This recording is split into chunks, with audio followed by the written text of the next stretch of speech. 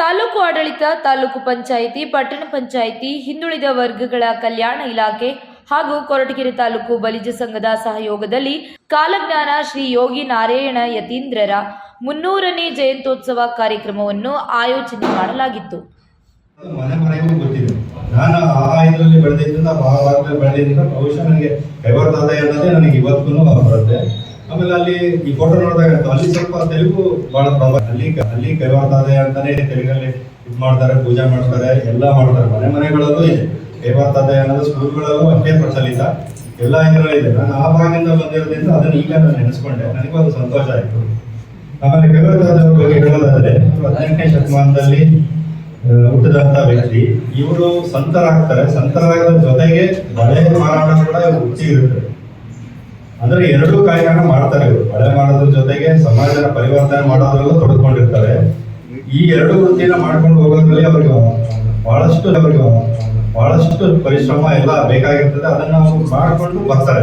110ನೇ ವರ್ಷದವರೆಗೂ ಬದುಕಿರ್ತಾರೆ. ಹಿಂದಿನಲ್ಲಿ ಇದೆ. ಅದೇ ಬೇರೆ ಇದು ಬಂದಾಗ ನೀವು ಯಾವುದಕ್ಕೆ ಕೆಲಸಕ್ಕೆ ಬಂದಾಗ ಅದು ಬಹಳ ಮುಖ್ಯವಾದ. ಮನುಷ್ಯನಿಗೆ ನೆಲೆ ಸಿಗ್ಬೇಕು ಅಂತಂದ್ರೆ ಕೆಲಸ ಅನ್ನೋದು ಬಹಳ ಮುಖ್ಯವಾದ.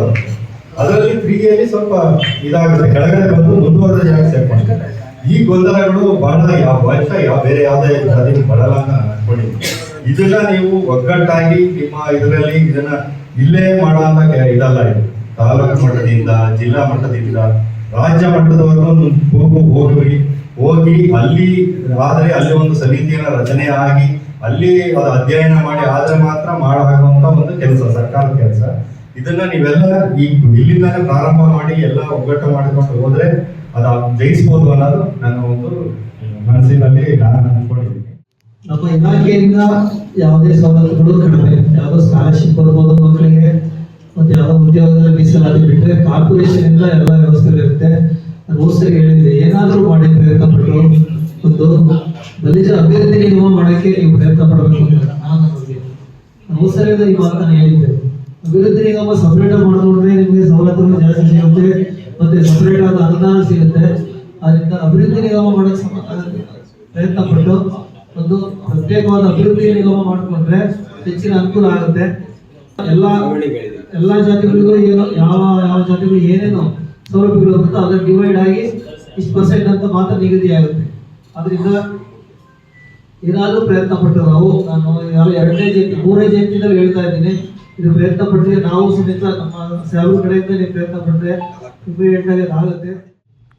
ಸುಮಾರು ಕೈವಾರದ ಮಠಕ್ಕೆ ಹೋಗಿದ್ವಿ. ನಿತ್ಯ ದಾಸೋಹದ ವ್ಯವಸ್ಥೆ ಇದೆ, ತುಂಬ ಚೆನ್ನಾಗಿ ನಡೀತಾ ಇದೆ. ಅಲ್ಲೂ ಸಮೇತ ಎಲ್ಲರೂ ಸರಿ ಹೋಗ್ಬೇಕು, ತುಂಬ ಚೆನ್ನಾಗಿದೆ. ಮತ್ತೆ ಅವ್ರ ಕಾಲಜ್ಞಾನ ಪ್ರಸ್ತುತ ನಿಜಕ್ಕೂ ನಿಜ.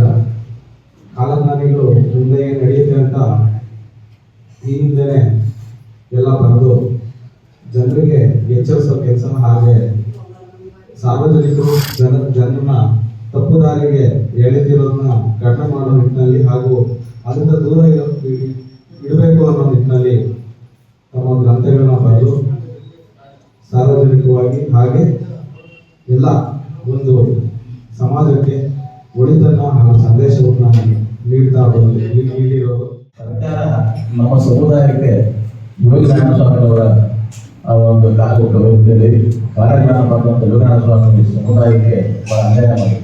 ಕಳೆದ 40 ವರ್ಷದಿಂದ ನಮ್ಮ ಸಮುದಾಯ ಕೂಲಿಯಾಗಿದ್ದಂಥ ಸಮುದಾಯನ ತೆಗೆದು ಕ್ರಿಯೆ ಮಾಡಿ ನಾವು ಯಾವುದೇ ಆರ್ಥಿಕವಾಗಿ, ಶೈಕ್ಷಣಿಕವಾಗಿ, ರಾಜಕೀಯವಾಗಿ ಮುಂದೆ ಬರುವಂಥ ಪರಿಸ್ಥಿತಿ ನಿರ್ಮಾಣವಾಗಿದೆ.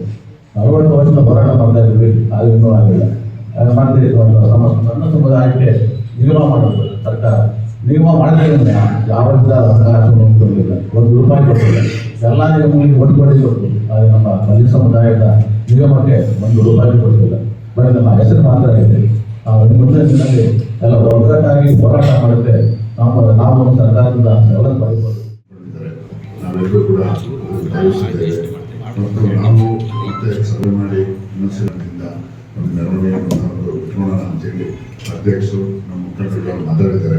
ಈ ಗೌರ್ಮೆಂಟ್ ಕಾರ್ಯಕ್ರಮ ಏನಿದೆ ಆಗೋಗ್ಲಿ, ಆಮೇಲೆ ನಾವೆಲ್ಲ ಒಬ್ಬರು ಮತ್ತೊಂದು ಸಭೆ ಮಾಡಿ ಒಂದು ಮೆರವಣಿಗೆ ಮಾಡೋ ಮೂಲಕ ಉದ್ಯಮವನ್ನು ಮಾಡೋಣ ಅಂತೇಳಿ ಎಲ್ಲರೂ ಒಪ್ಪಿರ್ತೇವೆ. ಅವರು ಸಹ ಬಹಳ ಕಷ್ಟದಿಂದಲೇ ಖಾತೆ ಇರೋರು ಬಂದಿದ್ರು. ಅವರ ಒಂದು ಯೋಗ ಒಂದು ಧ್ಯಾನದಿಂದ ಮತ್ತು ಅವರ ಒಂದು ಶಕ್ತಿಯಿಂದ ಅವರು ಮಾಡಬೇಕಾದ ದೊಡ್ಡ ದೊಡ್ಡ ಕಾರ್ಯಕ್ರಮಗಳು ಅವರು ಮಾಡಿದಂತಹ ಕೆಲವೊಂದು ಕಾರ್ಯಕ್ರಮಗಳಲ್ಲಿ ಅವರು ಒಂದು ಬಳೆ ವ್ಯಾಪಾರ ಮಾಡ್ತಿದ್ದಂತಹ ವ್ಯಕ್ತಿ ಆ ದಿನ ಬಳೆ ವ್ಯಾಪಾರ ಮುಗಿಸ್ಕೊಂಡು ಬಂದು ಮನೆಗೆ ಸಾಕಾಗಿ ಬರೆಗೆ ಬಂದಾಗ 8,000 ದಿನ ಇದೇ ಥರ ನೋಡಿ. ಇನ್ನು ಕಾರ್ಯಕ್ರಮದಲ್ಲಿ ಗ್ರೇಡ್ ಬಿ ತಹಶೀಲ್ದಾರ್ ರಾಮ್ ಪ್ರಸಾದ್, ಹಿಂದುಳಿದ ವರ್ಗಗಳ ಕಲ್ಯಾಣ ಇಲಾಖೆ ಅಧಿಕಾರಿಯಾದ ಅನಂತರಾಜು, ಗ್ರಾಮೀಣ ಉದ್ಯೋಗ ಖಾತರಿ ಯೋಜನೆಯ ಸಹಾಯಕ ನಿರ್ದೇಶಕರಾದ ಗುರುಮೂರ್ತಿ, ತಾಲೂಕು ಪಂಚಾಯಿತಿ ಯೋಜನಾಧಿಕಾರಿ ಮಧುಸೂದನ್, ಗ್ರಾಮೀಣ ಕುಡಿಯುವ ನೀರು ಅಧಿಕಾರಿ ಕಾಂತರಾಜು, ಪಟ್ಟಣ ಪಂಚಾಯಿತಿ ಮುಖ್ಯ ಅಧಿಕಾರಿ ಉಮೇಶ್, ಕೃಷಿ ಅಧಿಕಾರಿಯಾದ ರುದ್ರಪ್ಪ, ತಾಲೂಕು ಬಲಿಜ ಸಂಘದ ಪದ್ಮನಾಭ, ಜಿಲ್ಲಾ ಬಲಿಜ ಸಂಘದ ನಿರ್ದೇಶಕರಾದ ಆನಂದ್, ಮಹಿಳಾ ಸಂಘದ ಅಧ್ಯಕ್ಷರಾದ ಗಿರಿಜಾ ಕೃಷ್ಣಪ್ಪ, ಮಂಜುಳಾ, ಮಯೂರ, ಗೋವಿಂದರಾಜು, ಬಲಿಜ ಸಮುದಾಯದ ಸದಸ್ಯರಾದ ಕೆಬಿ ಲೋಕೇಶ್, ಬೆನಕ ವೆಂಕಟೇಶ್, ನವೀನ್, ತಿಮ್ಮರಾಜು, ದೇವರಾಜು, ಶ್ರೀನಿವಾಸ್, ಕಿರಣ್, ಸಂಜಯ್, ಕುಂಬಿ ನರಸಯ್ಯ, ದಯಾನಂದ್ ಸೇರಿದಂತೆ ಮಹಿಳಾ ಸದಸ್ಯರು ಹಾಗೂ ಮುಖಂಡರುಗಳು ಹಾಜರಿದ್ದರು.